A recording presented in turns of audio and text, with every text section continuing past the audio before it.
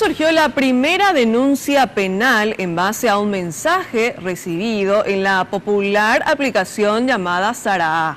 De hecho, una joven líder estudiantil fue la que recibió este mensaje con una amenaza de violación. Jazmín García, ¿tenés más detalles de este caso que preocupa? Adelante, te escuchamos. Así es, Cintia, y según relata la propia Liz Guillén, apenas un par de horas pasaron desde que ella instaló esta aplicación en su dispositivo móvil y ya recibió este mensaje en la cual alguien la amenaza y le dice que prepare una parte de su cuerpo porque sería violada entre 20, además de otros adjetivos que no podemos mencionar en este horario.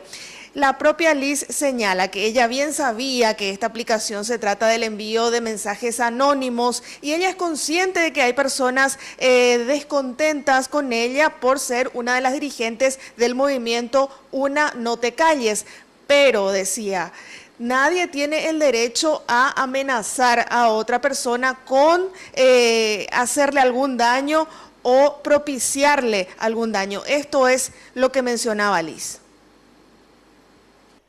Uno puede opinar de una persona cualquier cosa, es algo, una construcción personal. Ahora, cuando una opinión pasa a ser una amenaza es diferente. Eso es diferente a dar una amenaza directa y decir que vas a accionar contra la otra persona. Son cosas totalmente diferentes.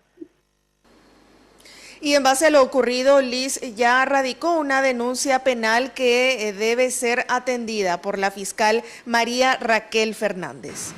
Muchísimas gracias, Jazmín García, por esta información. Entonces, a tener mucho cuidado al decidir descargar esta aplicación que, si bien puede ser inofensiva, también puede ser muy peligrosa a criterio de los expertos.